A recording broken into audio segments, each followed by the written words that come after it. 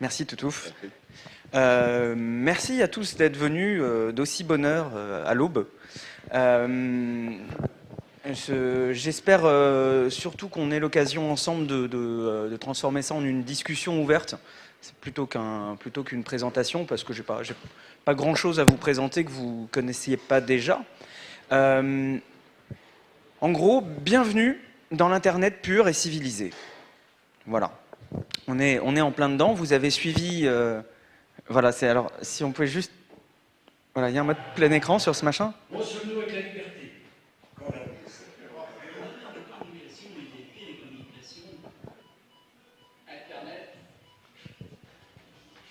Internet, je connais parfaitement. Internet est capable du pire comme du meilleur. Internet, Je connais parfaitement. Internet est capable du pire comme du meilleur. Le meilleur et le pire. Mais Internet, ça doit pas être le Far West high-tech. Une zone de non-droit. Internet, c'est la pédophilie à tout va. C'est la tox à tout va. C'est la violence, c'est ce qu'il y a de pire sur Internet. Internet, Les proxénètes ont trouvé refuge sur Internet. Internet, Les psychopathes, violeurs, racistes et voleurs, ils ont fait leur boulot.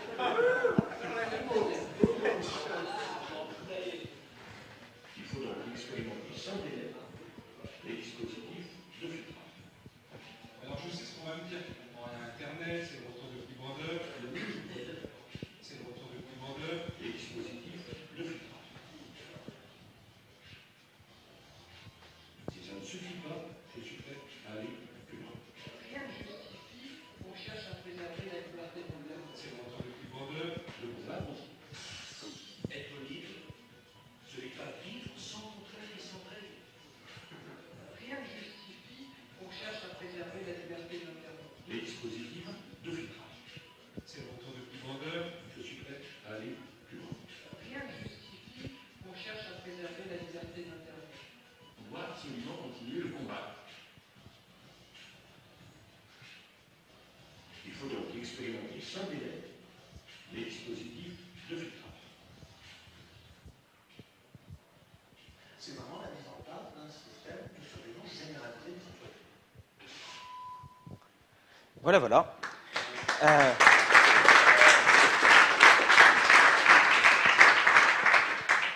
Pour ceux qui ne l'avaient pas encore vu, c'est le Sarco Antinet Megamix. On peut le dire maintenant, il y a prescription, on l'a fait avec un collègue, on a passé en gros un petit week-end à faire ça. À la fois, ça dit tout ce qu'il y a à dire sur la politique du gouvernement en matière d'Internet, mais là encore, je pense qu'il y en a peu parmi vous qui ne soient pas au courant des différents épisodes Adopi, Lopsi, Internet civilisé, EG8, tout ça. S'il y a quelqu'un qui n'est pas au courant ici, qui lève la main, on va peut-être faire un retour là-dessus. Ah, alors on va peut-être reprendre les choses du départ. La question centrale qui se pose aujourd'hui, on est, je pense, à un tournant dans l'histoire d'Internet et peut-être même dans l'histoire de nos sociétés en réseau, de nos sociétés modernes. La question, c'est à qui appartient Internet? À qui appartient Internet, ça va dire qui contrôle Internet. Et la question sous-jacente, c'est évidemment qu'est-ce qu'Internet? Donc c'est un petit peu de ces trois questions dont il va falloir discuter très sérieusement.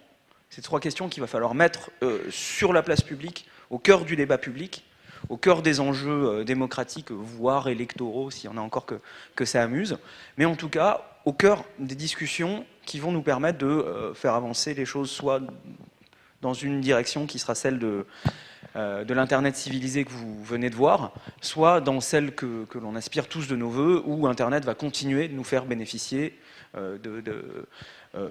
faire bénéficier nos économies, nos sociétés, nos démocraties, de tout ce que l'on connaît aujourd'hui. Cette question, on commence par qu'est-ce qu'Internet? Donc vous avez peut-être tous vu la conférence de Bayard hier, j'imagine qu'il aura globalement couvert le sujet. Internet, c'est la neutralité du net.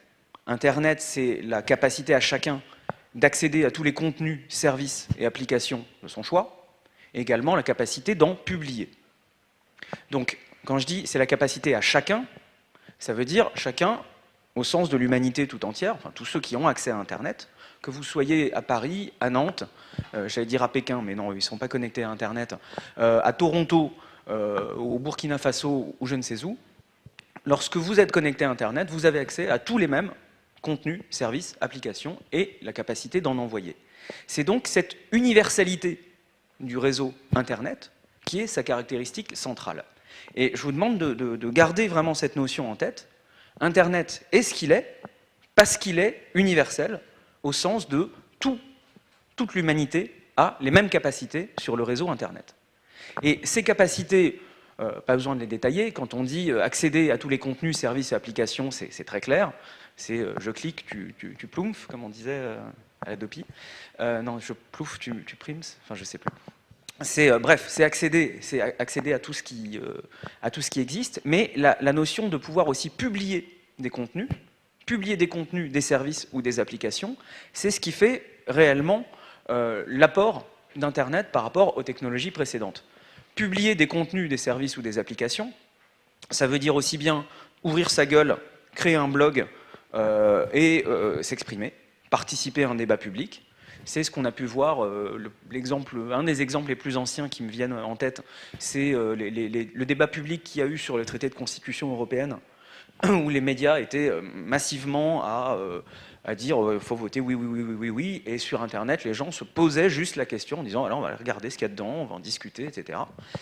C'est plus récemment le débat sur la loi Adopi, où au début il y avait une version, voilà, poum, la version d'État, Adopi, c'est pour sauver les artistes qui meurent. Au début, tous les services culture des journaux appelaient en disant bon, bah, vous êtes contre Adopi, donc vous voulez que les artistes meurent. Et petit à petit, c'est le moindre espace de débat public sur Internet, les moindres commentaires de blog, les moindres listes de discussion, les réponses à des billets qui disaient ah non, moi je ne vais pas parler d'Adopi, se trouvaient transformées en forums qui parlaient d'Adopi. Et c'est donc cette capacité à chacun à envoyer de l'information, à participer à un débat public, qui est quelque chose qui n'existait pas avant, à l'époque où il fallait passer par un groupe de presse ou passer par un parti politique pour avoir voix au chapitre et pour avoir moyen de s'exprimer dans le débat public. Donc c'est une des conséquences de cette universalité, de cette capacité de publication. Une autre, c'est la liberté d'innovation, c'est le fait que chacun peut inventer un nouveau service, l'expérimenter, le déployer et se retrouver littéralement à pied d'égalité avec un Google ou avec un Facebook ou avec n'importe qui, et littéralement la potentialité de le détrôner. Et donc, c'est cette définition d'un Internet universel que l'on doit à tout prix garder en tête. Quand on dit ça, on n'a rien dit, on a tout dit. À partir du moment où on a cet espace qui est universel, qui donne la même capacité à tous, que l'utiliser n'empêche pas son voisin de l'utiliser aussi, on est dans la définition de ce qu'en économie on appelle un bien commun. Un bien commun, c'est quelque chose qui appartient à tout le monde à la fois. C'est un exemple que les économistes aiment apprendre, c'est la lumière du soleil. La lumière du soleil, elle appartient à tout le monde. Si moi je regarde, enfin, faut pas le regarder en face, mais si je bénéficie de la lumière du soleil, mon voisin en bénéficie tout autant. C'est un bien commun. Et un bien commun, c'est quelque chose dont on a la gestion collective, dont on a la responsabilité collective. Donc en gros, Internet, c'est quelque chose que l'on possède tous ensemble, et donc c'est quelque chose que l'on doit défendre tous ensemble lorsqu'il est attaqué. Vous voyez où je veux en venir. Quelque chose que l'on possède tous ensemble, ça veut dire qu'on a donc une responsabilité collective sur Internet. On a donc cette responsabilité collective qu'Internet demeure cet espace universel donnant une potentialité de participation démocratique, entre autres potentialités de business, d'accès à la culture, etc. Et donc, partant de là, se pose la question inévitable du rôle des États. Vous vous souvenez de la vidéo, Internet, je connais parfaitement. Il faut expérimenter sans délai les dispositifs de filtrage, etc. etc.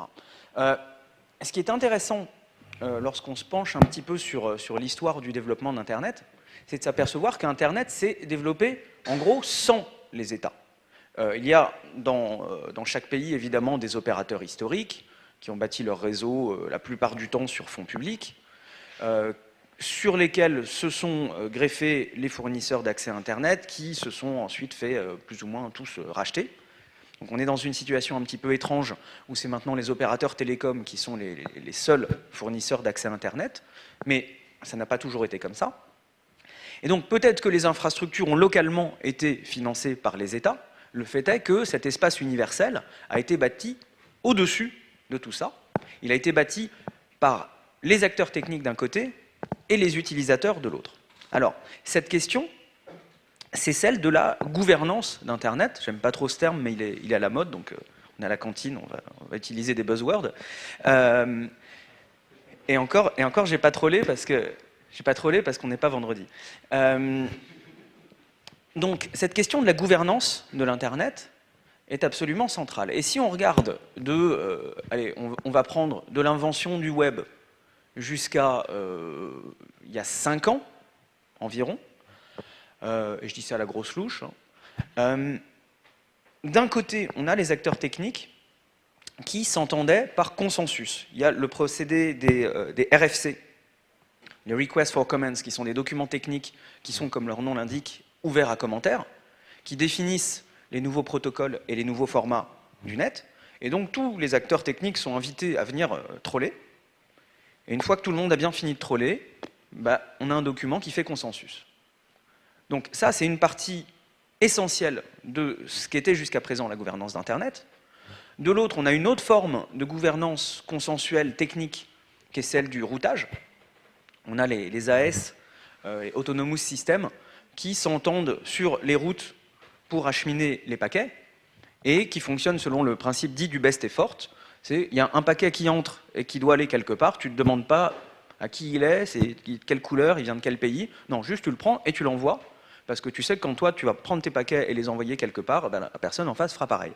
Une espèce de gentleman agreement, une espèce de règle tacite entre acteurs techniques qui faisait que jusqu'à présent, ça juste marche. De l'autre, je vous le disais, il y a les utilisateurs, il y a nous. Il paraît qu'on est 2 milliards d'individus connectés à Internet aujourd'hui. C'est quand même beaucoup. Bon, alors il faut sans doute enlever les 300 à 400 millions de Chinois parce qu'ils ne sont pas vraiment connectés à Internet dans la définition que je vous ai faite tout à l'heure.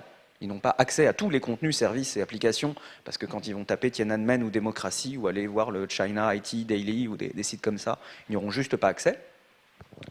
De la même façon, ils ne peuvent pas publier tous les contenus, services ou applications parce que quand ils vont essayer dans le Jabber de taper Great Firewall of China, ça va juste pas passer.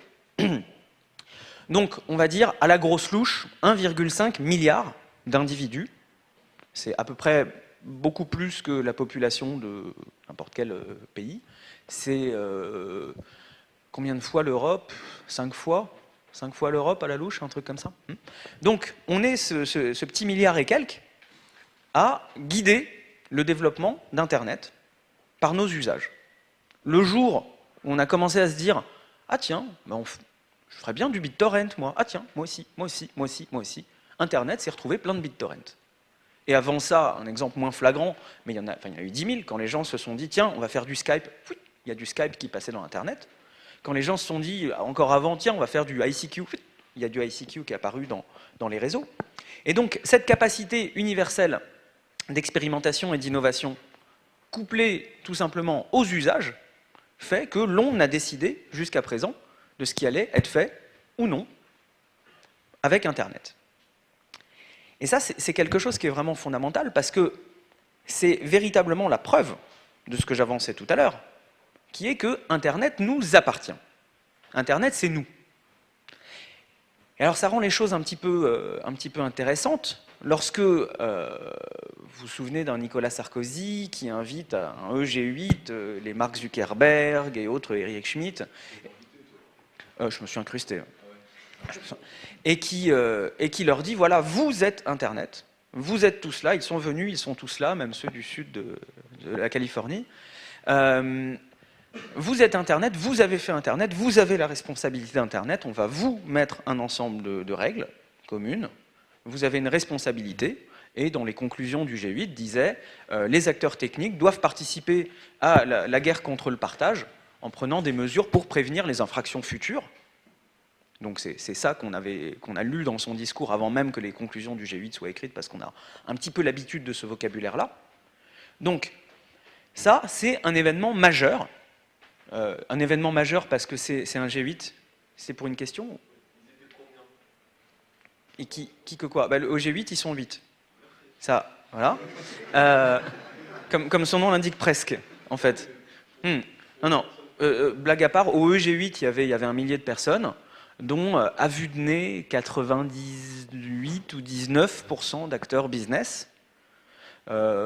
C'était sur cela, il y avait environ 60% d'entrepreneurs français et de grenouilleurs de Web 2.0, Schtroumpf, machin, cantine qui coulole, et le reste de gens invités, ce genre de choses. Mais c'était globalement que des acteurs business. Et donc quand Sarkozy dit, voilà, vous êtes Internet et vous avez la responsabilité de nous aider à mettre en œuvre des politiques potentiellement répressives, ou en tout cas quand il parlait, je vous invite à lire le point, je ne sais plus, je crois 23 ou 26 dans les conclusions du G8, et qui dit faire participer les fournisseurs d'accès en prenant des mesures visant à faire cesser les infractions futures aux droits d'auteur. J'invite les techniciens parmi vous à vous poser la question de ce que signifie en termes techniques prévenir les infractions futures. Les solutions, il n'y en a pas 15. Voilà, c'est l'assaut de police, la police de la pensée d'Orwell, c'est, comment il s'appelait le film là, Minority Report, c'est les dispositifs de filtrage dont parlait Nicolas Sarkozy dans ses vœux à la culture en janvier 2010 dans la vidéo que vous avez vue. C'est les dispositifs de filtrage, c'est la censure automatique des contenus au moment où ils sont publiés, tels que peuvent le pratiquer des plateformes de vidéo en ligne, ou pourraient le pratiquer des plateformes de vidéo en ligne, mais pourquoi pas des plateformes de blogging. Et donc là, on est à un tournant. Alors, j'utilise cette image du G8 parce que c'est vraiment emblématique, mais c'est évidemment pas entre la veille de l'EG8 et le jour des conclusions que tout s'est joué. Nous, c'est un processus qu'on observe depuis maintenant assez longtemps, mais c'est somme toute quelque chose d'assez récent dans l'histoire d'Internet. Assez récent parce que si on regarde sur les législations imbéciles qui ont attaqué Internet récemment, on va remonter, avant la DOPI, il y avait la DATSI. La DATSI, c'est la directive EUCD. La directive EUCD, c'est la transposition du traité au MPI de 96. Mais là, on était dans quelque chose qui ne touchait pas au cœur du réseau. Dans OMPI 96, EUCD 2001 et la DATSI en France en 2005-2006, vous vous souvenez, c'est l'histoire de la protection juridique, des mesures techniques de protection des œuvres protégées. Donc c'est le mur autour du mur qui entoure les œuvres pour protéger les artistes. Pardon. Donc là, on était dans des dispositifs qui essayaient de se mettre chez l'utilisateur, dans le iSchtroumpf, dans éventuellement les magnétoscopes ou je ne sais quoi, pour empêcher de réaliser la copie. Donc il y a déjà cette idée un petit peu nocive de tenter d'empêcher la copie dans un monde qui repose sur la copie. Mais jusqu'à présent, on essayait de mettre ça chez les gens. Il se trouve que ça n'a pas marché. Donc là, la tentation d'aller taper au cœur du réseau, d'aller faire pression sur les acteurs qui font tourner le réseau, c'est quelque chose d'assez récent. Et en pratique, ça n'aurait pas été possible de toute façon il y a 5 ans, 5 ou 10 ans, tout simplement parce que les acteurs n'étaient pas à l'époque concentrés comme ils le sont aujourd'hui. Google en est un exemple assez flagrant, mais pas que. Quand on regarde le marché des télécoms, on s'aperçoit que le nombre d'opérateurs a plutôt tendance à réduire. Il y a, je crois, 7 ou 8 États membres dans l'Union européenne où il y a un seul opérateur qui est l'opérateur historique. Donc parler de concurrence dans un marché comme ça. Et à vue de nez, ça doit être 24 ou 25 États membres sur les 27 qui n'ont personne d'autre qu'un opérateur télécom ou des opérateurs télécoms comme fournisseurs d'accès à Internet. Donc cette concentration du marché de la fourniture d'accès à Internet rejoint une autre tendance qui est celle de ces acteurs à fusionner avec des groupes médias. Vous vous souvenez de AOL Time Warner aux US il y a longtemps. En ce moment, c'est NBC Comcast aux US. Au Royaume-Uni, c'est Virgin Media qui est la même boîte que Virgin Internet. En France, c'est SFR, qui est la même boîte que Vivendi, Universal, etc. etc. Donc, des intérêts convergents entre les groupes de médias et les groupes télécoms, dont le métier n'était pas fondamentalement à la base de faire de l'Internet, et qui sont un petit peu retrouvés avec ça entre les bras, et des gouvernements qui de plus en plus se disent, tiens, ce machin-là, c'est un petit peu en train de nous échapper, ça permet un petit peu à des gens de s'exprimer, parfois un petit peu trop, parfois un petit peu dans le sens contraire de ce que l'on aimerait arriver à faire passer comme message. Et donc cette convergence d'intérêts entre des acteurs dominants et une classe politique qui voit Internet comme un contre-pouvoir et qui a parfois même la tendance maladive à tenter d'écraser tout contre-pouvoir, est quelque chose que l'on est en train de vivre là, aujourd'hui, sous ce charmant vocable d'Internet pur et civilisé. Alors, sombre tableau que celui que je dresse ici, pour ne pas faire une espèce d'inventaire à la Prévert, je ne vais pas énumérer la longue liste des attaques sur nos libertés fondamentales qui sont en cours aujourd'hui, mais je ne résiste pas à l'idée d'en citer quelques-unes, comme les entraves à la neutralité du net sur l'Internet, enfin le pseudo-Internet mobile qui vous empêche de faire ceci et cela et ceci et cela parce qu'Orange ne veut pas ou SFR ne veut pas. L'accord international anti-contrefaçon ACTA, qui parmi vous n'a pas entendu parler de l'ACTA? Quelques mains se lèvent tout de même. C'est un accord qui a été négocié sous couvert d'un accord commercial. Donc ce que d'habitude deux pays ou X pays vont négocier en disant voilà, moi je vais t'acheter ton cacao dans telles conditions, en échange tu vas m'acheter telle technologie, etc. Donc sous couvert d'un accord commercial, l'ACTA impose en réalité jusqu'à de nouvelles sanctions pénales, qui normalement sont du ressort des États souverains, au prétexte de lutter contre la contrefaçon, qui auront pour effet de faire pression justement sur les acteurs techniques pour leur faire faire la police eux-mêmes sur le réseau, au nom de la guerre contre le partage.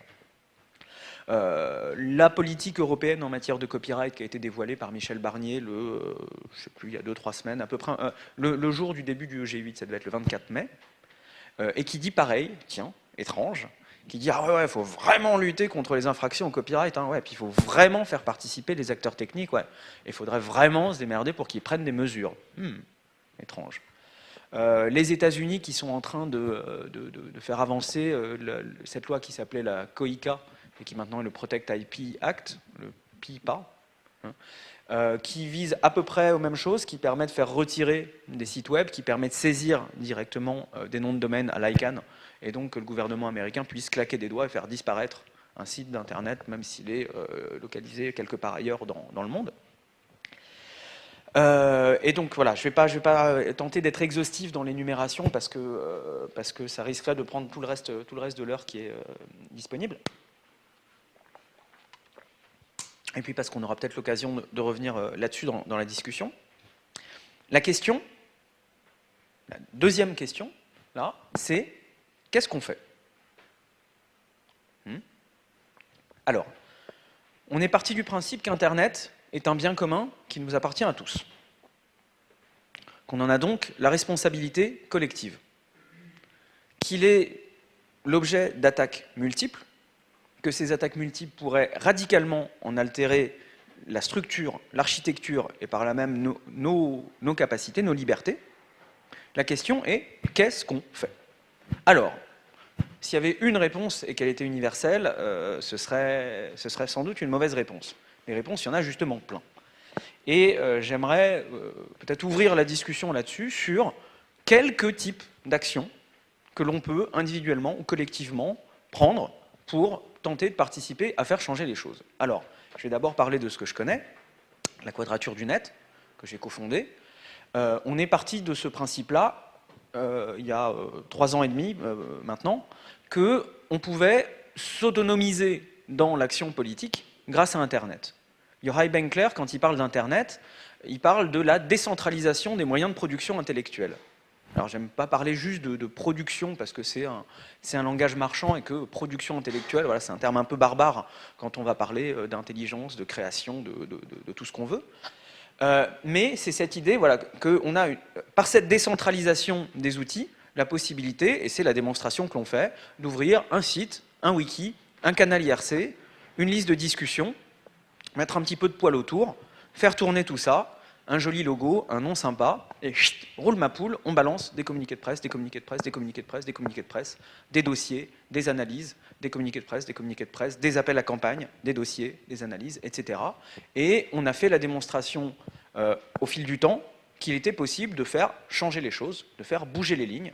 J'ai une liste longue comme le bras de dossiers sur lesquels on a directement influé, sans parler de l'épique bataille Hadopi. On allait jusqu'à participer à la rédaction de la saisine au Conseil constitutionnel pour obtenir cette décision qui dit que la liberté d'expression implique la liberté d'accéder à Internet.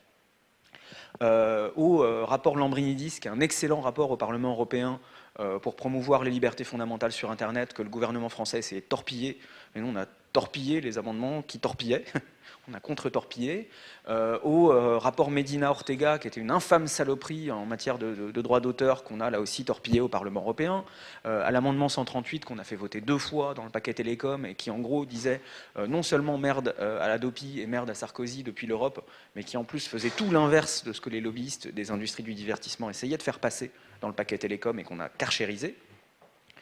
Sur l'ACTA, on a directement réussi à changer des pans entiers de contenu pour les rendre encore plus sournois, mais ça c'est un autre problème. Mais littéralement, les points que l'on pointait du doigt ont été entièrement remaniés par les négociateurs. On a fait fuiter plusieurs documents de suite au sujet de l'ACTA qui a fait réagir le Parlement européen. On a fait signer aux eurodéputés une déclaration écrite. On a eu une majorité de signatures des eurodéputés, signatures à la main, qui devaient faire chacun eux-mêmes, sur un papier qui disait on ne va pas transformer les intermédiaires d'Internet en une police privée du copyright. Et donc, voilà, là encore, je ne vais pas dérouler la liste, mais on a démontré que 5 gus dans un garage, avec leur petit bout d'Internet, de l'huile de coude et pas mal de boulot, pouvaient, à leur échelle, un petit peu, changer les choses. Donc ça, c'est un mode d'action qui est basé principalement sur cette faculté que l'on a à ouvrir sa gueule. Donc, je vous invite à le faire, je vous invite à participer, je vous invite à rejoindre notre canal IRC, notre liste de discussion. Voilà, il y a moins 15% aujourd'hui. Non, je déconne. Ensuite, des modes d'action, il y en a évidemment des techniques. Je regarde Touffe droit dans les yeux en disant ça. Quand on parle du gouvernement américain qui saisit des noms de domaine directement à l'ICANN et qu'on parle du COICA, il y a furieusement besoin de quelque chose d'autre que DNS. Il y a plein de gens qui sont en train d'y bosser. Peter, comme d'autres, sont sur des idées de système DNS en peer-to-peer. Il y a des problèmes de crypto qui sont, à mon avis, pas triviaux là-dessus. Mais voilà, bosser sur des outils, déployer des serveurs de VPN ou des choses comme ça. Et en règle générale, faire son petit bout d'Internet. S'autonomiser par rapport à l'infrastructure. Ça, c'est quelque chose de très important. Le jour où on a publié la vidéo de Hadopi Brasil, que vous avez peut-être vu, une espèce de parodie, je vous invite, si vous ne l'avez pas vu, à taper Hadopi Brasil, on a LOL. Le jour où on a publié ça sur Vimeo, il se trouve que quelques jours après, il y a des gens qui ont cliqué « contenu abusif ». Donc le truc s'est fait retirer. Bon, moi j'avais tout, mais j'aurais pu le plaider moi-même devant le juge. Hein, c'est une exception au droit d'auteur à des fins de parodie. Je pense que Terry Gilliam aurait été d'accord, il n'y a aucun souci. Mais bref, Vimeo dit « ah ben non, ça, on enlève ». Donc on est allé jusqu'à envoyer une lettre d'avocat, ce que beaucoup de gens n'iraient pas jusqu'à faire quand ils verraient que leur vidéo a disparu. Et lettre morte, pas de réponse. Heureusement qu'on avait le Media Kit de la Quadrature du Net. Bon, en l'occurrence, elle était aussi sur YouTube et Dailymotion et elles ne se sont pas faites enlever. Mais heureusement qu'on avait le Media Kit de la Quadrature du Net où on a pu immédiatement re-embedder, comme on dit, la vidéo à partir de notre source à nous, sur notre hébergement. Donc, en cas de pépin, avoir ces données chez soi, et chez soi, c'est pas forcément dans la cuisine, chez maman, on va empiler des racks de serveurs, mais globalement, avoir quelque part son petit bout d'infrastructure pour héberger ses mails, son site, ou mutualiser ça avec le geek de service et une bande de potes. Ça, c'est quelque chose que l'on peut faire concrètement pour participer à contrer cette centralisation galopante d'Internet et de ses services.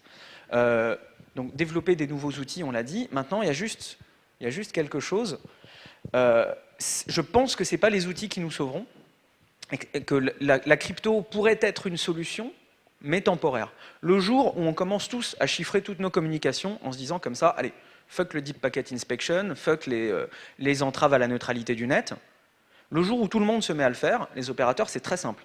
Ils vont mettre une règle qui va être tout ce qui est chiffré et qui ne va pas vers les sites authentifiés, whitelistés, les banques, les administrations publiques, le Gmail et le machin. Bah, tout le reste, ça rame. Ça va dans la voie de garage.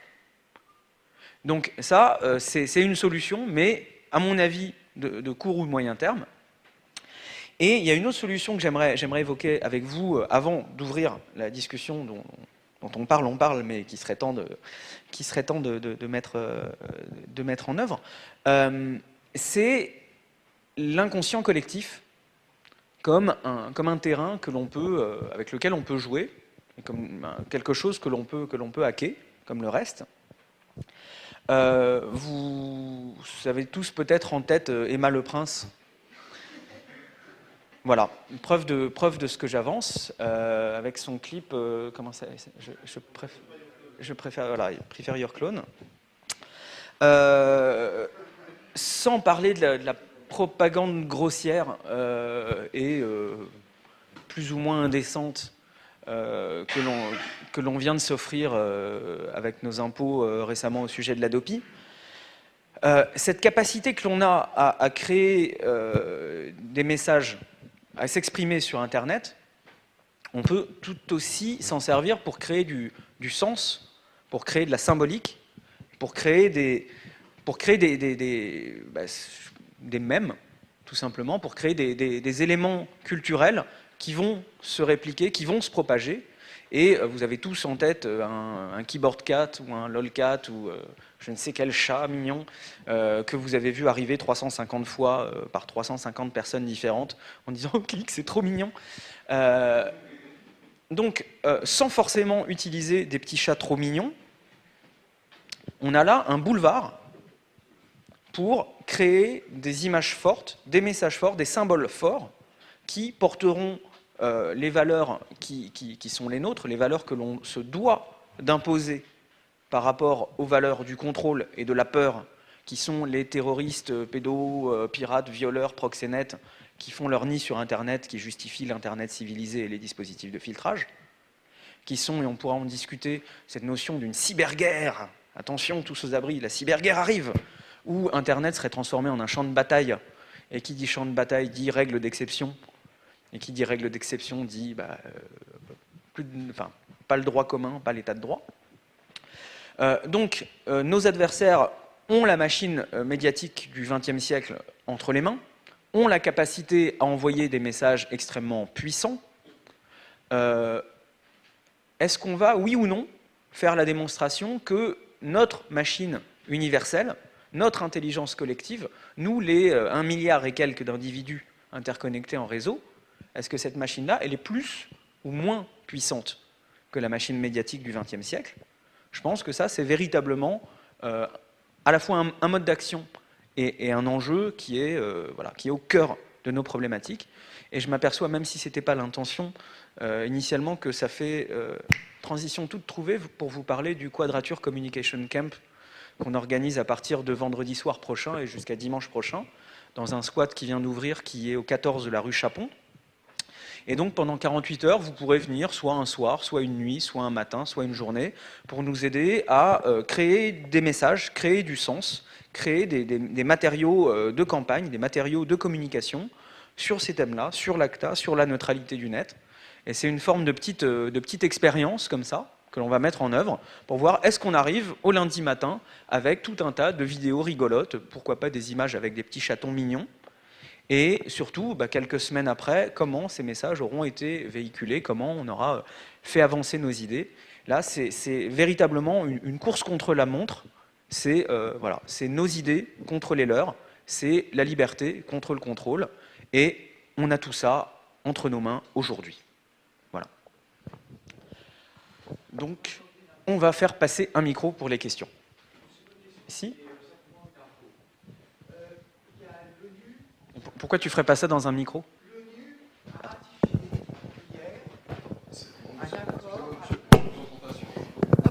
L'ONU a ratifié hier un accord avec 41 pays sur Hadopi, justement, pour défendre Hadopi, contre Hadopi du moins. Ils ont raté. Il y a 41 pays qui ont voté contre, quoi. Et, sauf la France, évidemment. Alors, c'est le rapport du rapporteur spécial à la protection de la Oui. liberté d'expression, Franck Larue. On l'a décrit sur la Quadrature du Net. C'est globalement un bon rapport. Il y a des trucs un petit peu inquiétants parce qu'il dit que le filtrage est quelque chose qui doit être évité, mais que dans certains cas, il pourrait être légitime. C'est le truc qui nous a un petit peu fait tiquer. Mais à part ça, c'est effectivement un très bon rapport, quelque chose qui mérite d'être promu, qui fait partie des outils positifs que l'on a effectivement à notre disposition et que l'on peut mettre en avant. Il y a ça, il y a le rapport Lambrinidis que j'évoquais précédemment. Il y a, je me demande si c'est pas le Conseil de l'Europe qui vient pas de sortir quelque chose. Il faut que je me renseigne et que j'écrive là-dessus. Donc on a effectivement des bons documents à opposer à ces processus-là, mais le rapport de l'ONU, comme un rapport Lambrinidis, comme même je pense aussi au rapport Laure de la Raudière sur la neutralité du net, enfin Laure de la Raudière et Corinne Herel, ont tous en commun d'être non contraignants et de ne pas être des rapports législatifs, de ne pas s'inscrire dans la loi. Donc quelque part, ça quand même, sur le terrain des principes, c'est excellent, mais c'est quand même un cran en retard par rapport à des projets très très concrets comme l'ACTA ou le COICA, qui sont en train de devenir la loi et qui ensuite vont se généraliser.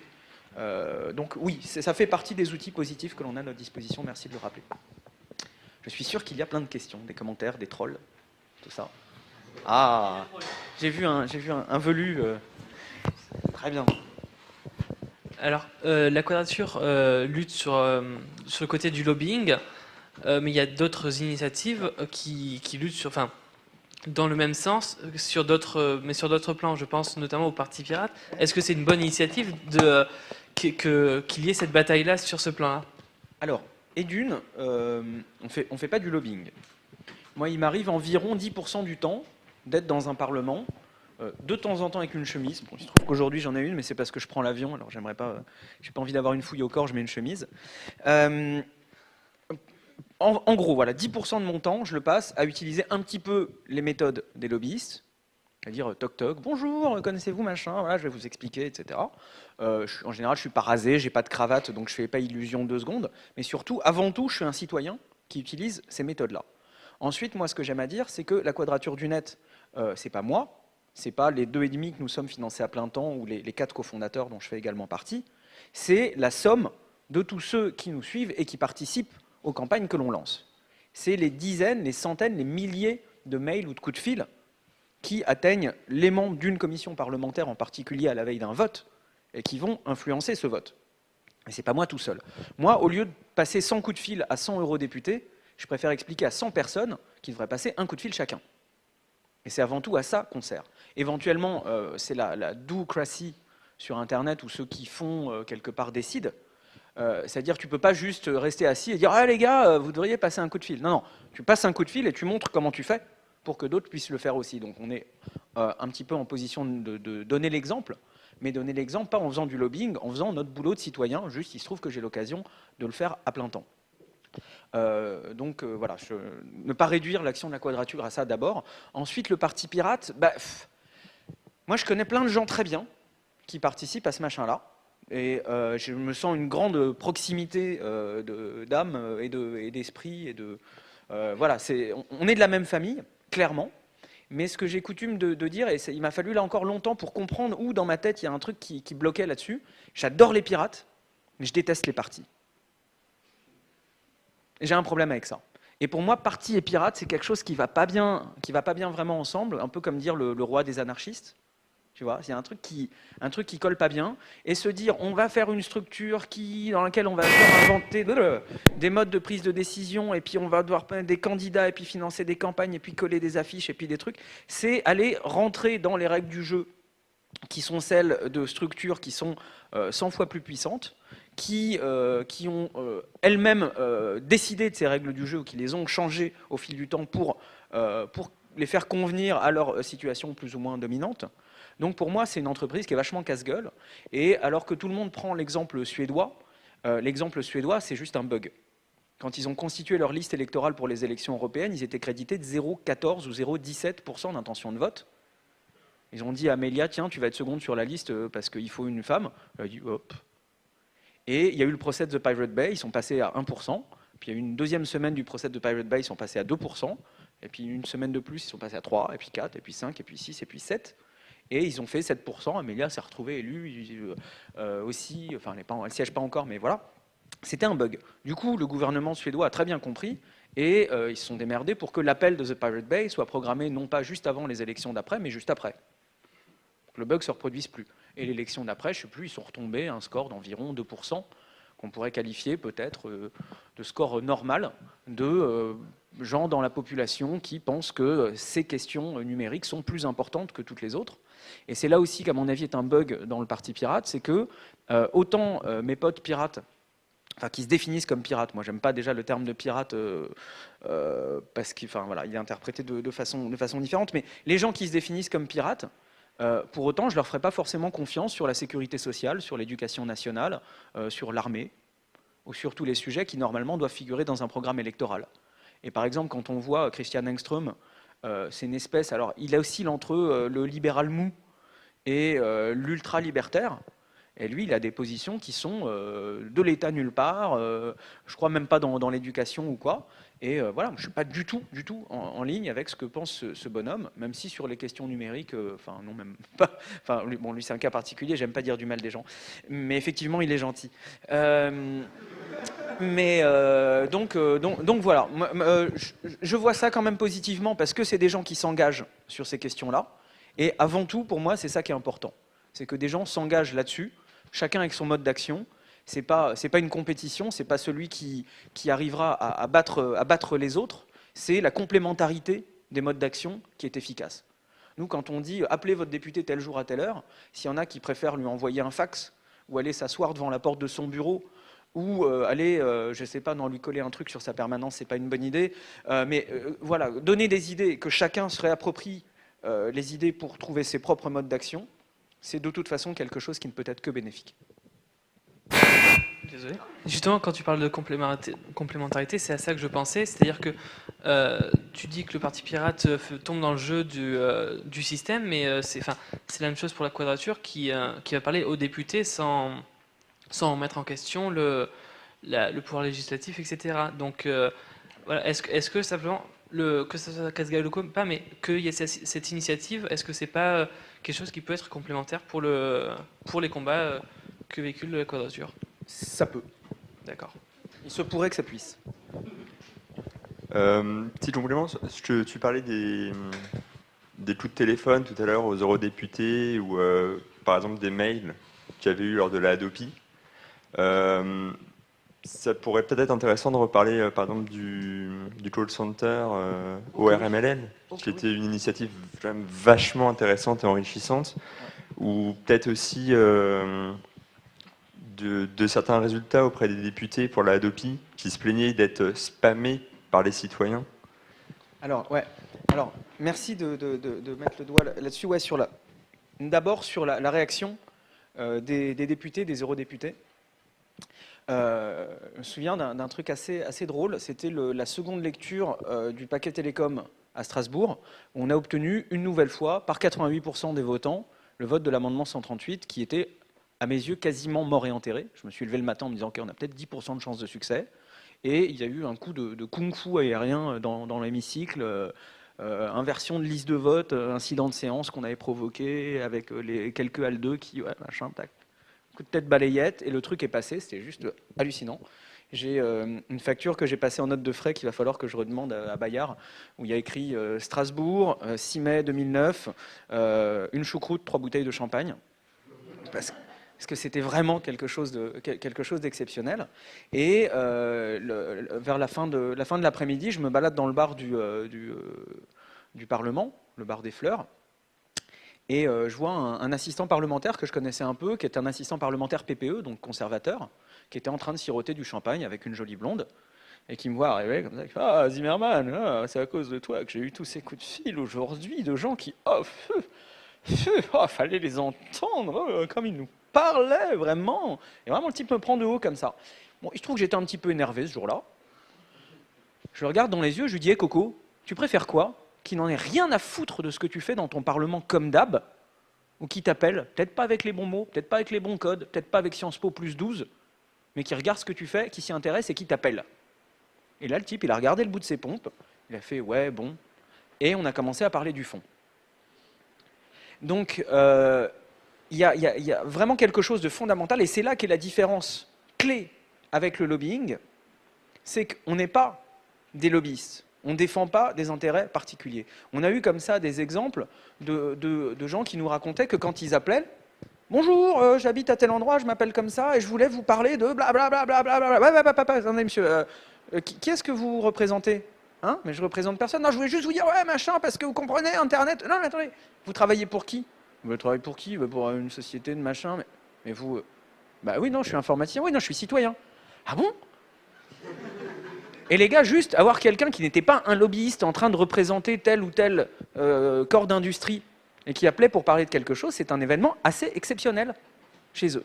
Et donc ça, c'est un avantage décisif que l'on a, parce qu'il y en a quand même qui se rappellent un petit peu des fondements démocratiques et des valeurs républicaines qui sont censées défendre et du principe de la démocratie représentative, quoi qu'on pense de la démocratie représentative et de son état actuel.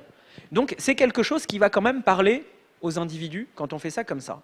Et de l'autre côté, donc en fait, tu me posais, enfin tu m'invitais à compléter sur les deux côtés de la connexion. Le côté téléphone dans le bureau du député et le côté téléphone chez nous, quoi. C'est vrai que cette histoire de call center, bon, il y a eu des petits couacs et un petit retard à l'allumage. Mais c'est un truc qu'on avait pensé pendant les RMLL, les rencontres mondiales du logiciel libre l'année dernière.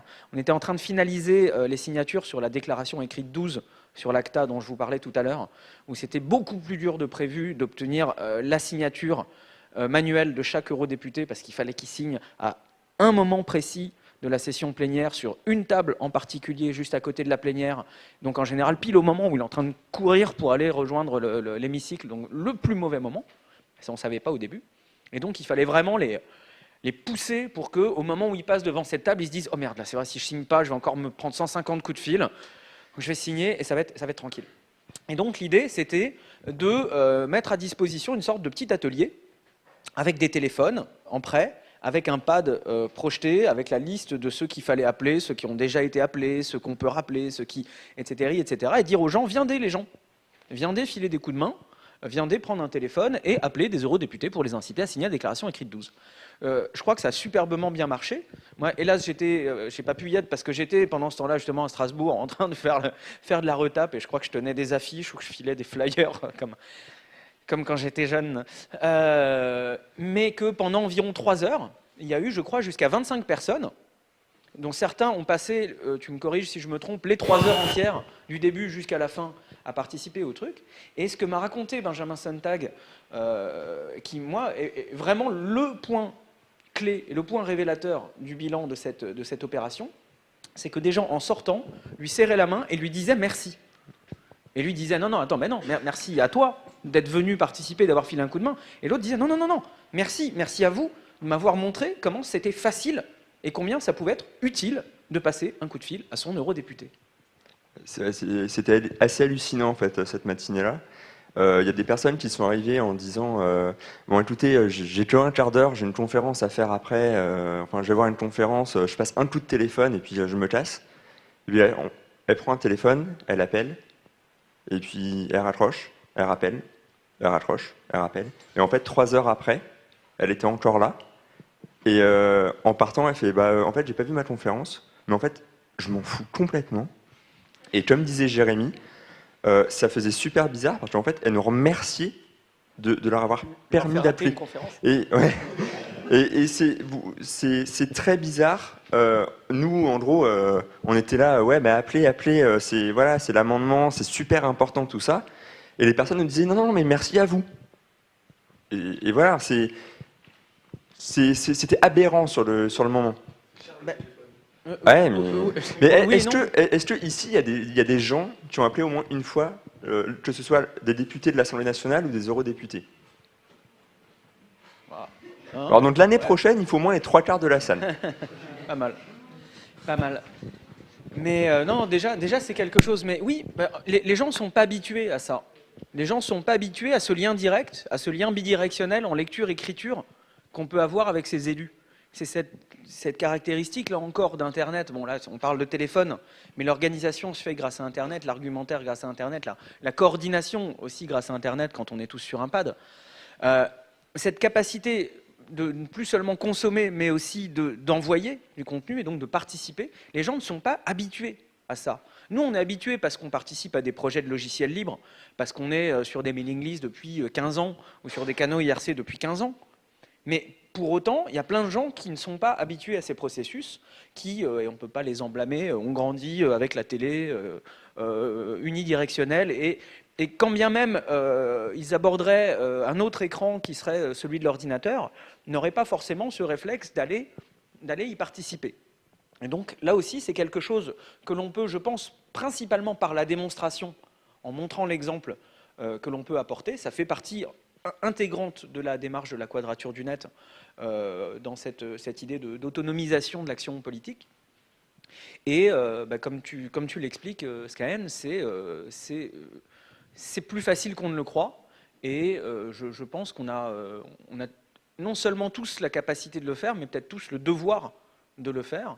Et quand je dis ça, je ne suis pas en train de vous donner des devoirs à la maison ou quoi, mais réfléchissez que prendre 10 minutes ou un quart d'heure ou une heure, une fois dans le mois, ou une fois dans les 3 mois, ou une fois dans les 6 mois, je suis sûr que vous avez quelque chose de moins important qui vous prend autant de temps. Donc ouais, mais j'ai pas de temps, j'ai un boulot, j'ai ceci et machin, c'est toujours une question de priorité. Réfléchissez-y la prochaine fois que vous voyez un énième appel de la Quadrature du Net, ça viendra sans doute pour le vote au Parlement européen qui nous donnera une occasion unique de rejeter l'ACTA. Ça arrive sans doute après l'été. Quand vous verrez passer le énième appel en disant allez, ils appellent encore un machin, posez-vous la question de voilà, est-ce que j'ai vraiment rien qui soit pas un petit peu moins important que ça, qui me prend 15 minutes et que je pourrais remplacer par une petite série de trois coups de fil. Juste pour conclure, même si un coup de téléphone est à peu près 1000 fois... Non mais pour conclure ce que je dis, si un coup de téléphone est 1000 fois mieux qu'un mail, si vous êtes timide, vous avez peur d'appeler, même un mail à votre député, c'est énorme aussi.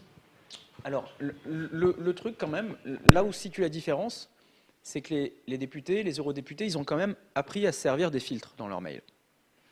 Donc quand ils voient arriver le 1500e message qui dit ACTA dedans, tu peux être sûr qu'il va être dans le truc ACTA qui va gonfler et qu'ils ne vont pas aller consulter. Filtrer les coups de fil, c'est beaucoup plus difficile. Ou alors ça se fait par un assistant, mais du coup l'assistant, ça lui prend du temps de cerveau disponible, ça lui prend des ressources, et c'est pour ça qu'un coup de fil est beaucoup plus efficace qu'un mail. Et en réalité, c'est pas antinomique. C'est que le mail, vous l'envoyez d'abord, il ne sera pas lu. Et une heure après, vous appelez, vous dites, tiens, j'ai envoyé un mail, vous l'avez lu? Ah, ben non, c'est pas grave, je vais vous expliquer. Et vous servez du mail comme d'un pied dans la porte. Non, c'est pas grave si vous n'avez pas lu mon mail, je vais vous raconter. Et puis donc, on vous dit, oui, non, mais attendez, là, machin, j'ai pas trop le temps, je vais prendre vos coordonnées, je vous rappelle. Ça, c'est un truc classique. Il y en a qui se disent, ah bon, bah, c'est cool, il me rappelle. Raccroche. Puis tu regardes ton téléphone, et puis tu attends 1 heure, 2 heures, 2 jours, 3 jours. Tu regardes ton téléphone, toujours rien. Non, on me dit, je te rappelle, enfin, je vous rappelle. Et là, 1 heure après, vous avez dit que vous me rappelez, mais vous ne m'avez pas rappelé, alors j'aimerais vraiment savoir... Non, mais je vous rappelle demain. Ah, ok. Demain. Ding, 9 heures. Allô, bonjour, vous aviez dit que vous me rappeliez, alors... Et c'est comme ça qu'en 5 minutes, plus 5 minutes, plus 5 minutes, on contribue à rendre quelqu'un chèvre. Et s'il y a 100 personnes qui le font, je peux vous assurer que le jour où au moment où l'eurodéputé rentre dans le bureau en disant bon, alors il y a quoi? C'est quoi les votes là aujourd'hui? Le type va être comme ça en disant les gars qui appellent au sujet de l'ACTA là, ils font vraiment chier. Fais gaffe à ce que tu vas voter. Et c'est comme ça qu'on crée un climat politique dans un parlement ou un parlement européen où les gars vont se dire ah ce vote dont j'ai même pas entendu parler, et d'une je l'ai en tête, et de deux quand j'approche le doigt du bouton pour voter, j'ai un peu le doigt qui tremble. Parce que je me dis qu'il y a un fort risque que je fasse une connerie et que je me le prenne dans la gueule. Donc c'est vraiment comme ça que ça marche. C'est le 1 plus 1 plus 1 plus 1 plus 1 plus 1 plus 1 plus 1 de ces mails et de ces coups de fil. Et de fax. Je vous rappelle qu'il y a des piles à Quadrature du Net qui sont géniaux. En fait, ils sont blancs avec un fond noir. Vous les envoyez par fax. Ils adorent en fait les députés. On a même un QR code qui a... des questions, plein. Ah, mademoiselle. Ah.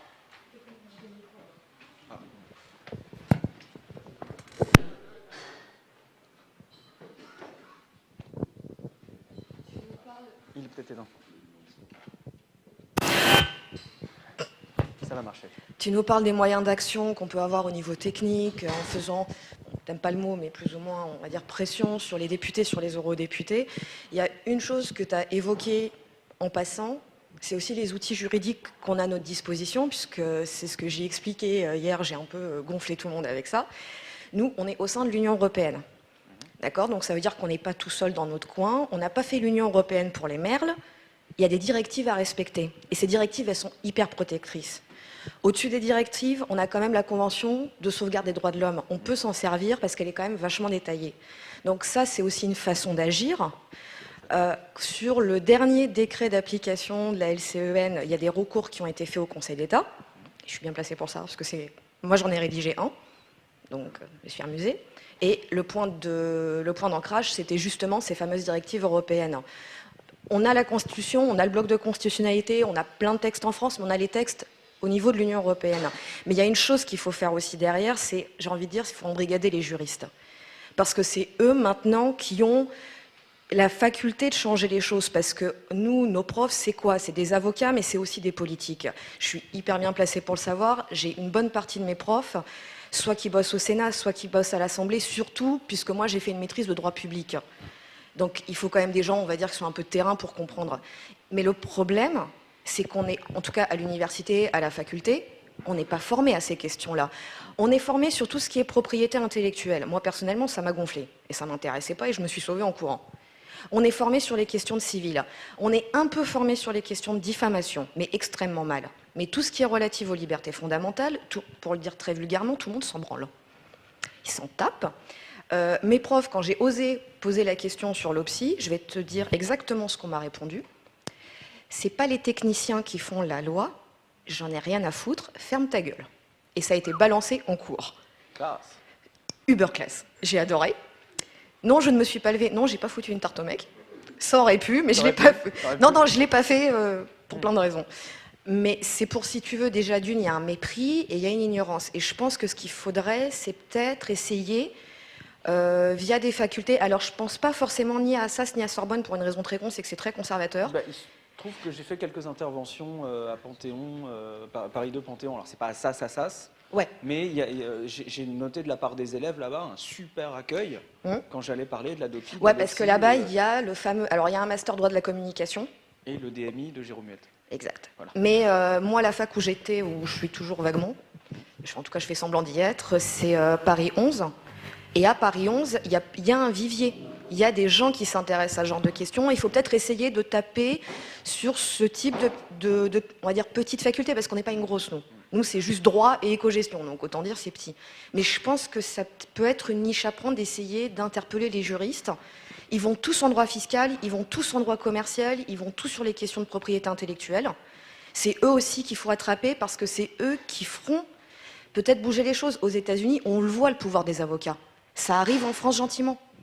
Alors, une réponse courte. Juste faisons-le.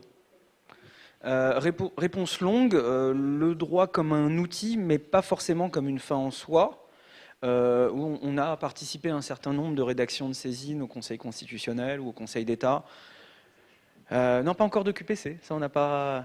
Ah oui, mais ouais, non, le truc c'est qu'on a rarement intérêt à agir, vu qu'on n'est même pas une entité juridique, la Quadrature du Net, donc soit on participe aux actions d'autres, soit... Enfin bon, c'est un petit peu particulier. Mais de la même façon qu'il est souvent possible de trouver plein de points d'accroche dans tel bout de la Constitution, tel bout de la Charte européenne, ou ceci ou cela, on a vu qu'il était tout aussi facile d'écarter les arguments pour des raisons plus ou moins techniques ou en s'accrochant à d'autres points, etc. Donc c'est un jeu, c'est juriste contre juriste. Et en pratique, statistiquement, sur ce que j'ai vu comme saisine et comme recours au Conseil d'État et au Conseil constitutionnel, il y a à peu près 0% de chance de prédiction. C'est-à-dire, des fois, on arrive, on se dit, c'est sûr, on va gagner. Les moments où on se dit, oh, alors là, on va se faire défoncer, et paf. Donc, c'est impossible à prédire. Donc, c'est un mode d'action complémentaire, c'est sûr. Maintenant, il y en a des balaises au Conseil d'État, et il y a des moments où juste tu peux pas tester. Mais après, Moi, j'ai un problème petit avec certains juristes qui ont tendance à voir le droit comme un truc absolument absolu, qui vont lire entre les lignes, comme dans le marc de café, l'intention du législateur, et sur des débats comme Datsy ou Adopi, dans lesquels j'étais du début à la fin, où je savais quel député avec quel assistant était en train de passer quelle version de tel amendement, de trucs de bidule, lire derrière Christophe Caron, dire ah oui, l'intention du législateur, c'est de protéger les artistes, et de machin. Il y a des moments où tu as l'impression qu'il se branle un petit peu la nouille pour rester poli. Et de l'autre, une tentation, moi ceux-là je les appelle les légalistes, à ne pas voir plus loin que le bout de leur code, et à dire voilà, la loi c'est de là à là, donc ce qu'on peut faire se situe de là à là. Et j'en connais plein, j'en connais dans les parlements aussi, et ça devient pénible quand on a ces gens-là dans les parlements, parce que si la loi est mauvaise, il faut changer la loi. C'est la loi qui s'adapte à la société et pas l'inverse. Et on a des exemples dans l'histoire, soit de la prohibition de l'alcool, soit je crois qu'il y a encore écrit dans je ne sais quel code, l'interdiction pour les femmes de porter des pantalons. D'ailleurs, donc, pardon ? D'accord, ah, c'est bon à savoir. C'est bon à savoir. Donc des mauvaises lois, et encore, j'aurais pu atteindre le point Godwin. Mais des mauvaises lois, on en a vu, on en a plein. Et ce que l'on essaye de démontrer, mais là encore, toujours en gardant à l'esprit que c'est évidemment complémentaire. Et nous, on est parfois même assez légaliste dans notre démarche. Mais on pense qu'il est tout aussi utile de penser en dehors de la boîte, en dehors du texte de loi, et tandis qu'il y en a qui vont faire le boulot essentiel de dire oui, mais là, telle virgule, si on la met plutôt comme ça, et tel paragraphe, si on l'indente de 3 pixels, voilà, de balancer des messages politiques ultra forts en disant ce machin, c'est les polices privées de l'Internet. Et donc voilà, les deux sont complémentaires. Zut. Alors, juste pour te... Alors, tu me parles du Conseil d'État, moi je vais quand même te raconter juste une chose. L'année dernière, dans une matière qui s'appelle contentieux administratif, qui est magnifique. Donc si à un moment donné tu as un problème de sommeil, tu ouvres ça, c'est magnifique. Tu dormiras tout de suite.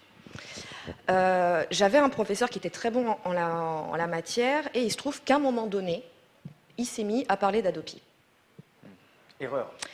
Grosse boulette, parce que moi, dans la salle, forcément, je lui explique juste par A plus B pourquoi son truc, il tient pas 30 secondes la route. Je lui amène de la doc, je lui explique, voilà, comme dans le film, je lui explique comme s'il avait 4 ans. Jusqu'au moment où j'ai découvert que le mec n'avait rien pigé, gros problème. Il a fait partie des gens qui ont écrit le texte de loi. Waouh! C'est epic fail. Et le Conseil d'État, alors je comprends tout à fait ce que tu veux dire. Maintenant, il ne faut pas oublier que le Conseil d'État, c'est bien sûr la juridiction suprême pour les tribunaux administratifs, etc. Machin. Ils ont une autre fonction, ils ont une fonction réglementaire. Ce qui nous pose, nous, un problème majeur. Parce que je ne sais pas si tu connais, il y a... bon, en gros, il y a eu une décision au niveau européen qui a dit que ce genre de pratique, c'était pas légal. Et clairement, alors peut-être pas cette année, mais dans les années à venir, ce qui va se passer, il va falloir séparer le Conseil d'État en deux, de manière à ce que le Conseil d'État arrête de nous pondre des textes, mais que derrière, comme c'est des décrets, c'est eux qui sont juges en premier et dernier ressort. Donc ils sont juges et partis, les mecs. Quelqu'un a une hache? Non. Pour couper le Conseil d'État en deux? Alors la hache, elle va vraisemblablement venir de la Cour européenne des droits de l'homme. Parce que le problème derrière, c'est que la France se fait régulièrement condamner, sauf que quand la France est condamnée, ça se matérialise par des amendes. À votre avis, qui paye les amendes? Levez la main. Levez la main ceux qui payent des impôts, juste pour voir comme ça. Des impôts, des cotisations sociales, tout. Hein. TVA, si tu veux. Donc le Conseil d'État, ce qu'il faut leur expliquer, c'est qu'en gros, ils sont jugés partis. Quelque part, ils n'ont pas à se prononcer, ça ne devrait pas être eux. Donc c'est aussi à ça qu'on va servir. Alors pour les légalistes, moi j'ai envie de te dire que l'argument est le suivant. Tout ce qui n'est pas écrit dans le texte de loi est permis. C'est comme ça qu'il faut prendre la chose. Il ne faut pas se cantonner à ce qui est marqué dans la loi. Et en droit, si tu as entre guillemets bien compris la chose, c'est de te dire voilà, il y a le texte de loi qui dit ça, qu'est-ce qu'il ne dit pas, donc qu'est-ce que moi derrière je peux faire? C'est, on va dire, le vice du bon avocat, c'est ça, à mon sens. Après, t'en penses ce que tu veux. Hein. Cette histoire du Conseil d'État, ça ferait un bon enjeu de campagne, non? À mettre ça dans... mettre ça sous le nez des uns et des autres? Alors, c'est notamment dans le recours que j'ai rédigé concernant le dernier décret de la LCEN. Ce problème d'impartialité, parce que, comme j'ai expliqué, le but du jeu, en fait, c'est de bloquer le juge administratif, de bloquer le Conseil d'État et de leur dire « Allez déranger votre collègue communautaire, parce que le vice était où? Si on soulève ce qu'on appelle une question préjudicielle, le texte est gelé, il ne peut plus s'appliquer. Et ça prend du temps. Il y a, on va dire, le délai moyen quand même pour que le juge communautaire se prononce, c'est 36 mois. Moyen, c'est une moyenne basse. Hein. Ça peut monter à 40, 45. Comme dans l'histoire Scarlett versus Sabam. Ça peut durer très longtemps. Donc c'est le but, la technique, elle était là. Expliquer au juge administratif, bon, bah, vous êtes super gentil, c'est super mignon ce que vous nous avez fait, vous êtes à côté de vos pompes. Allez déranger vos collègues à l'Europe, qui vont vous le confirmer. Et accessoirement, vous, il y a un vrai problème de neutralité. Un vrai de vrai. Sauf que ça, c'est l'article 6 de la Convention européenne de sauvegarde des droits de l'homme. Ça va nous coûter hyper cher. Et, d'après ce que j'ai entendu, il y a plusieurs personnes qui ont soulevé ce point-là dans des recours qui sont en train de passer devant la CEDH. Donc ça va arriver à un moment donné et ça va être hyper rapide. C'est une brèche et c'est là-dedans qu'il faut jouer. Parce que c'est le Conseil d'État qui rédige beaucoup de choses, notamment tous les décrets. 75% des décrets qui sont pondus aujourd'hui, c'est le Conseil d'État qui les rédige. Et c'est facile à voir, puisque à la fin des visas, le texte, tu vois, donc décret, numéro, machin, publié, JO, etc. Vu le Premier ministre, vu machin, vu bidule, vu truc, et à la fin, c'est marqué « Entendu le Conseil d'État ». Et si c'est marqué « Entendu le Conseil d'État », c'est que c'est eux qui l'ont rédigé. Alors, je suis d'accord en formation, en section réglementaire et pas en section contentieuse. Je suis d'accord. Mais il y a quand même un problème d'impartialité. Une porosité. Une porosité. Ouais. Parce que c'est un héritage napoléonien qui, à la base, n'avait pas vocation à être une juridiction. C'était pas leur but. C'est un pseudo-héritage du Conseil du Roi qui devait aller dans le sens de l'empereur. Allez, hackons le Conseil d'État. Donc, l'idée, ce serait un petit peu ça. Ce serait, ouais, il faut, dès qu'il y a l'occasion, de déposer des décrets. Ce qu'il y a de bien, c'est que les procédures, il n'y a même pas besoin d'un avocat pour aller au Conseil d'État. Puisque c'est ce qu'on appelle des recours en excès de pouvoir, il n'y a pas besoin d'un avocat. La procédure, elle est gratuite. Il faut un intérêt à agir. L'intérêt à agir, mais c'est pas si compliqué que ça, parce qu'il y a des règles à respecter, c'est des règles contentieuses qui se retrouvent dans les jurisprudences. Une association a intérêt à agir. Moi, le recours, je l'ai écrit pour le compte d'une association. Alors oui, il faut démontrer, machin, et tu sais quoi, la technique, c'est au pire, tu te mets en association, tu n'as même pas forcément besoin d'être déclaré, tu fais tes statuts en fonction de ce que tu vas mettre dans le décret, et là, tu es bon. Un particulier, il peut déposer un recours contre un décret. Il n'a pas besoin d'un avocat, limite, il peut le faire tout seul dans son coin. Bon, après, il faut que ce soit bien d'équerre, mais c'est faisable. Sauf qu'au bout d'un moment, les mecs, quand ils vont se retrouver avec une centaine de recours contre les mêmes décrets, sur les mêmes chefs, ils vont se dire, on a peut-être fait une connerie, il serait peut-être temps de bouger les choses. Tu penses pas? Ça peut. Ça peut. J'ai pas entendu? J'ai vu qu'il y avait une question ici. Il y a moyen? Juste faisons-le. Allez. Bonjour. Bonjour. Je viens de graduer à HEC et on avait il y a 2 jours une conférence avec pas mal de personnes de ces acteurs-là. Et en fait, je devais intervenir et finalement j'ai oui, je sais. en dernière minute. C'est justement ça dont je vais vous parler. Donc déjà, j'ai une bonne nouvelle. Parmi mes camarades de promo, je pense que 99% sont contre Adopi, et vont plutôt dans le sens de ce qui s'est dit aujourd'hui. Donc peut-être qu'ici, horizon 5-7 ans, il y a des choses qui vont bouger aussi du côté business, s'ils gardent leur intégrité, leur position là-dessus. On verra. Et donc pendant cette série de conférences, on a donc eu Victor Luger, qui est le DG de My Major Company, et qui aurait aimé vous inviter. Vous n'avez pas pu venir, mais en revanche, vous avez déjeuné avec lui. Il nous a dit, voilà, moi je suis pas d'accord avec ce que dit Monsieur Timmermans, mais j'ai quand même déjeuné avec lui et pour essayer de comprendre. Et en gros, il nous a dit, ce monsieur, c'est un révolutionnaire. Ce qu'il veut, lui, c'est tout raser et ensuite voir ce qui repousse. Et si dans cette révolution, les artistes crèvent, il dit c'est pas grave. Il y en a d'autres qui continueront. Donc évidemment, vous n'étiez pas dans la salle et je voudrais vous donner un droit de réponse là-dessus parce que ça me semblait intéressant. Ça me confirme que j'aurais peut-être bien fait d'intervenir dans ce truc. Mais en fait, voilà, je devais à la fois être à Bruxelles et aller troller dans une conférence télécom et réseau avec tous les gens de tous les opérateurs qui parlaient de tout casser la neutralité du net. Et finalement, j'ai pris cette option-là parce que il fallait leur rentrer dans le lard. C'est bête. J'aurais peut-être mieux fait de venir en fait à HEC. Mais bon, tout s'est télescopé. J'ai mal géré. Je pensais qu'on aurait pu repousser le truc et en fait, on n'a pas pu. Alors, c'est marrant parce que c'est pas du tout comme ça que je me rappelais de la conversation que j'avais eue avec Victor Luger, mais peut-être qu'il faut qu'on continue à discuter.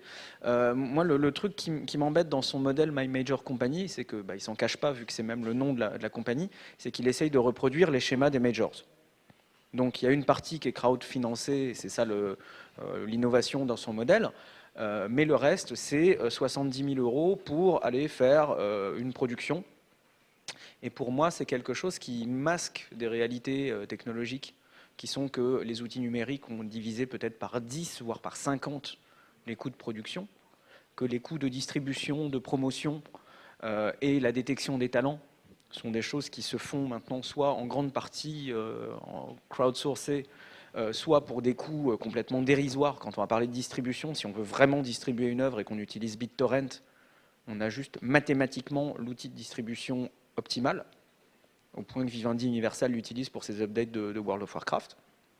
Et donc c'est plutôt de ça qu'on a discuté. Et s'il était question de faire table rase de quelque chose, c'est peut-être de ce lien entre les producteurs et les artistes, du contrat de production, qui donne un pouvoir disproportionné aux producteurs par rapport à ce que j'estime être son utilité sociale aujourd'hui, qui a fondu comme neige au soleil, pour tous les paramètres évoqués précédemment.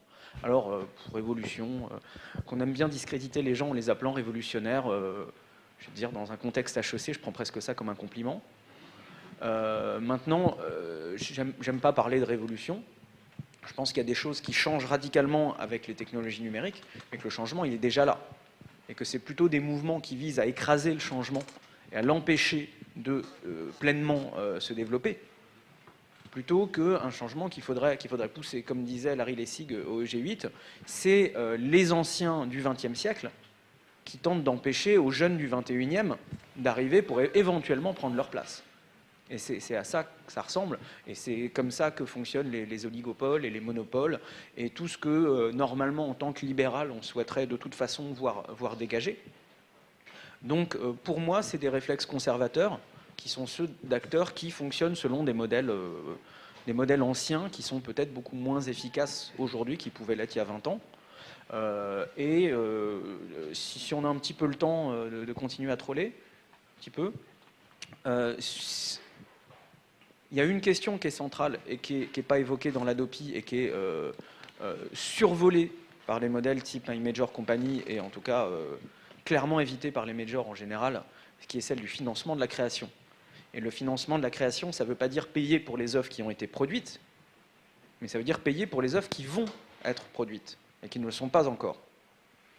Et donc payer pour les œuvres, ça ne veut pas forcément dire payer les intermédiaires qui vont prendre 90% du revenu des ventes une fois qu'on vendra des copies, mais ça va être donner les conditions matérielles à des gens qui créent pour qu'ils rencontrent un public et puissent, par ces rencontres, par ces échanges avec leur public, éventuellement, être accompagnés jusqu'à créer l'œuvre d'après.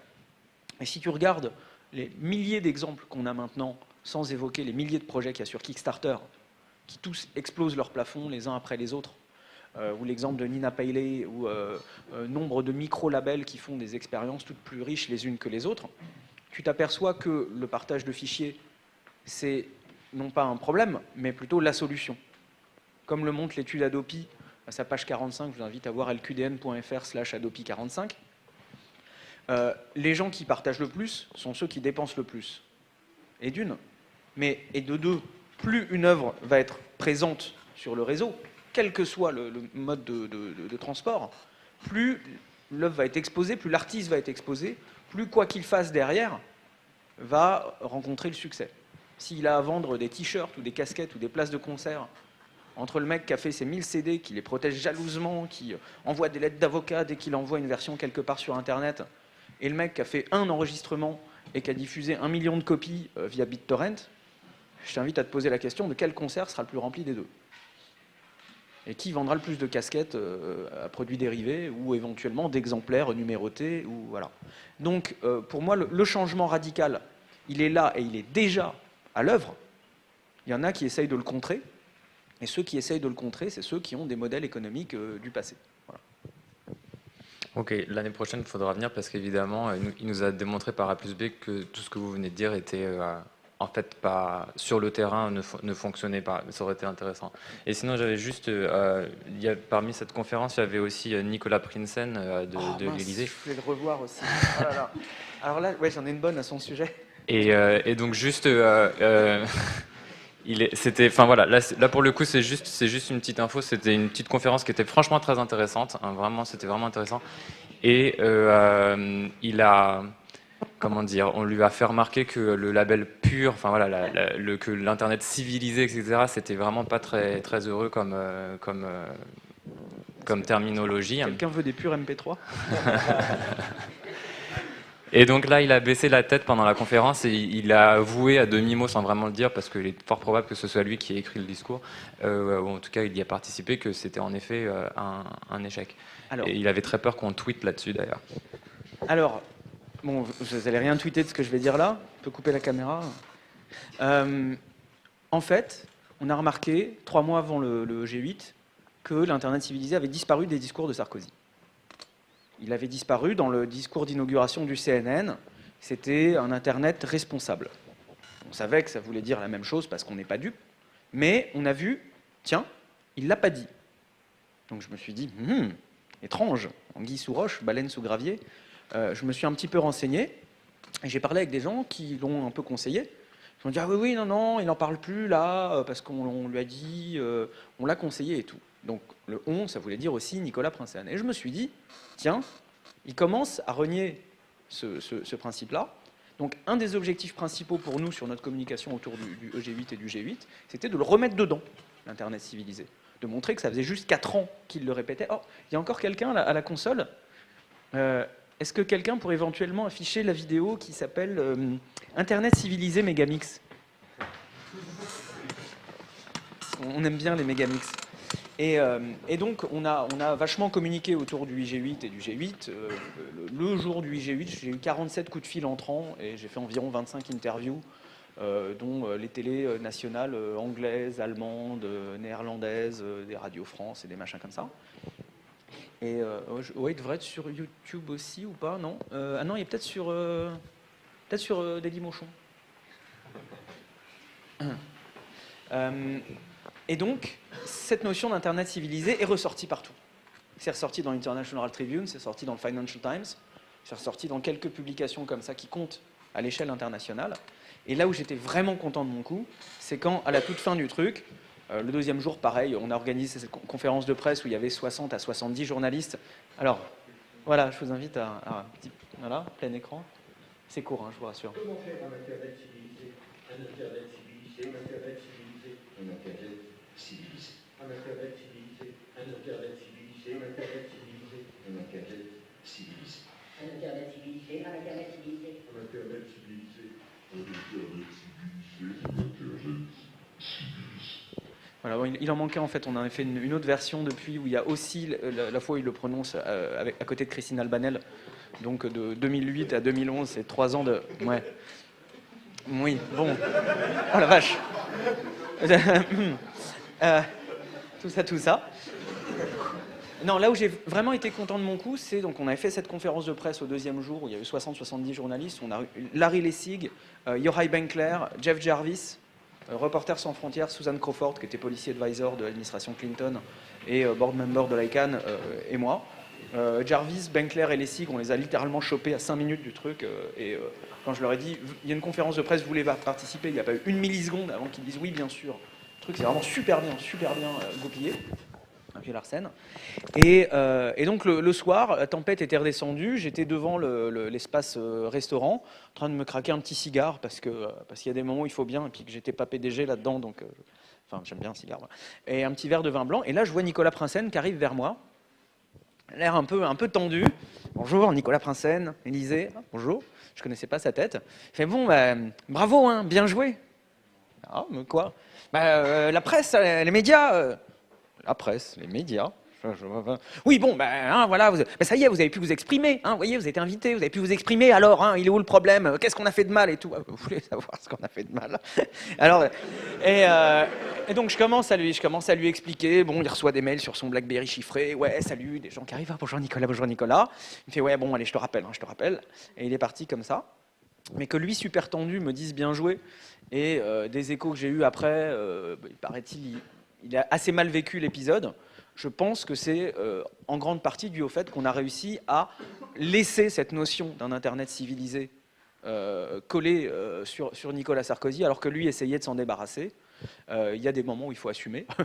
Et c'est cette notion de accountability, on dit en anglais, je ne sais pas comment on dirait en français, sinon mettre les gens face à leurs responsabilités, ou en tout cas comparer les actes et la parole. C'est là aussi quelque chose sur lequel on peut énormément influer grâce à Internet, en tant que citoyen, individuellement, à notre échelle, soit en publiant des vidéos à la con, ou des billets de blog, ou des machins comme ça. Et juste, quand un politique va changer de discours, voire faire un virage à 180 degrés, bah, ressortir les archives, c'est aussi un mode d'action.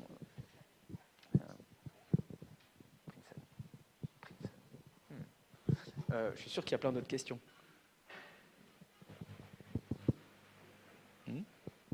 Des trolls?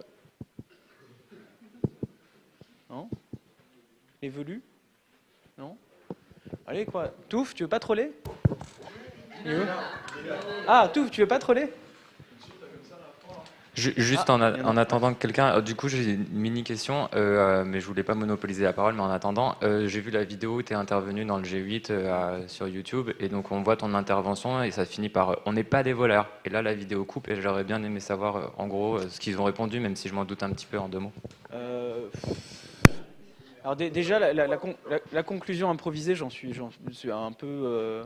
voilà, parce qu'en fait, on m'a plus ou moins coupé la parole un certain nombre de fois. Je ne sais pas si ça s'entend sur la vidéo, mais au début, il y a un truc qui paraît être une espèce de salve d'applaudissements. Et en fait, c'est un carré de lobbyistes de Vivendi Universal, du SNEP, de la SACEM, de la SACD, etc., qui étaient à 10 mètres de là, qui non pas quand j'ai levé le doigt 5 minutes avant, enfin dès que le mec a évoqué qu'il y aurait des questions avec la salle, j'ai levé le doigt, non pas quand le type, après avoir filé le micro à nouveau à Mitterrand, qui dit « Ah oui, il va y avoir des questions dans la salle, notamment, il y a plein de gens très bien, notamment Patrick Zelnick ». Alors le truc n'était pas du tout préparé. Et donc, dès que le type évoque des questions, moi je me lève avec mon doigt tendu, je fais à la nana avec le micro, s'il vous plaît, approchez par là. Et donc, pas quand j'ai levé le doigt, pas quand je me suis levé, pas quand j'ai eu le micro en main, mais seulement quand j'ai commencé à parler, les lobbyistes là-bas se sont mis à hurler, à parler très fort pour essayer de me déstabiliser. Donc ça te donne une idée un petit peu du climat légèrement tendu. Et...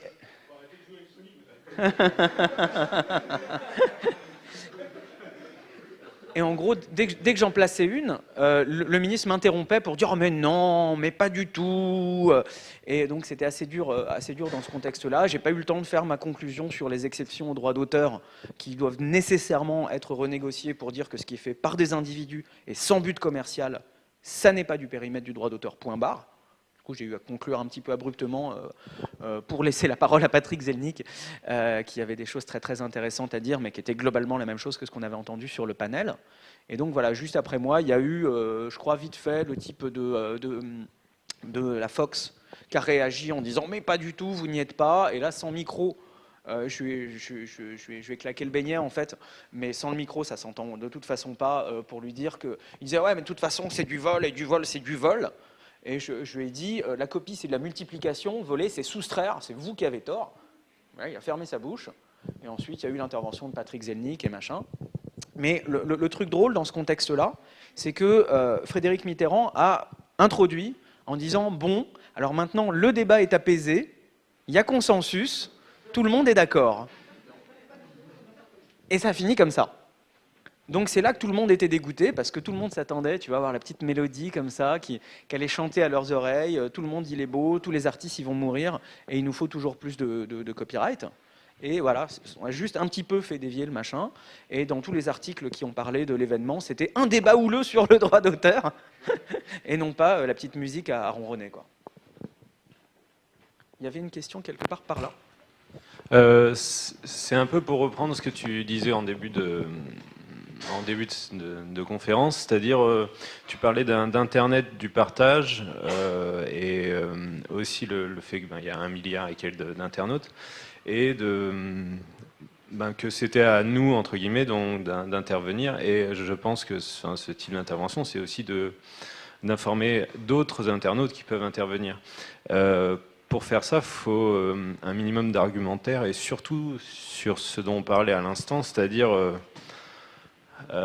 très vite, quand on commence à parler de la censure, c'est mal, tout ça, c'est pas possible, on se retrouve face à des gens qui vont argumenter en disant oui, mais de l'autre côté, vous tuez les artistes, etc. Enfin, je rejoins un peu ça, et évidemment, je caricature, hein, mais c'est vraiment, comment dire, un engrenage, un point délicat quand on veut essayer de parler de tout ça, quoi. Oui, certes. Note bien que j'ai pas dit que c'était facile, hein. J'ai juste dit qu'il fallait le faire et que c'était très très important de le faire.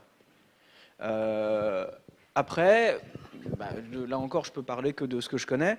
C'est comme tout, c'est une question de pratique, une question d'entraînement. La première fois que tu prends la parole en public, en général, tu fais pas le fier. Puis la deuxième fois, ça va un petit peu mieux. Et puis la troisième, un petit peu mieux. Et puis, etc., etc. Et puis c'est pareil avec les arguments. Ça va être très utile. Alors un truc très utile, par exemple, c'est d'en parler avec papa, maman ou tonton, des gens qui sont d'une génération avant, tu vois, et d'essayer de voir comment ils réagissent à tes arguments. Et c'est pas seulement débiter des arguments, tu sais, conversation, ça se fait forcément à deux. Donc c'est pas seulement débiter tes arguments, mais aussi voir comment ils sont reçus, pour éventuellement les ajuster ou pour les adapter la fois d'après, etc.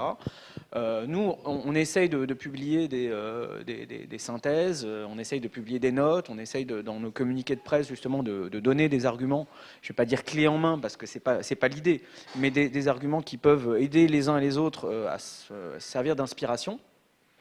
Par exemple, il y a un truc là qu'on a lancé, moi, que j'aime beaucoup, qui a super bien marché, que je vous invite à promouvoir et à faire tourner, et qu'on va d'ailleurs peut-être faire avancer durant le Quadrature Communication Camp. J'ai eu l'idée d'un petit widget qui pourrait être... Bref, papeurdadopi.fr, qui est un site où les gens témoignent de leurs raisons de ne pas avoir peur d'Adopi. Et on a là, je crois, plus de 4000 raisons de ne pas avoir peur d'Adopi qui sont listées là. Donc... oui, il y a eu du flood qui a été effacé depuis. Du flood de l'agence H, d'ailleurs. Voilà. Oui, non, c'est vrai, ça se fait pas de balancer. Hein. C'est pas nous qui avons commencé, d'une autre. Oui, la guerre contre le partage, c'est pas nous qui avons commencé de toute façon. Non, non, et puis c'est comme l'histoire de tuer les artistes. C'est vrai que c'est dur. Tu disais, c'est un combat qui est super dur. Moi, j'ai bien essayé de leur lancer des modems à la tronche. J'ai beaucoup de mal, je vis super mal. Mais je pense qu'avec un peu de pratique, comme tu disais, ouais, il va y avoir moyen, quoi. Mais en fait, les cervicales, si tu le prends comme ça, tu peux très bien tuer l'artiste. Ouais. Mais c'est vachement dur à faire avec des clics. Ouais, non, mais... avec un bon gros Cisco...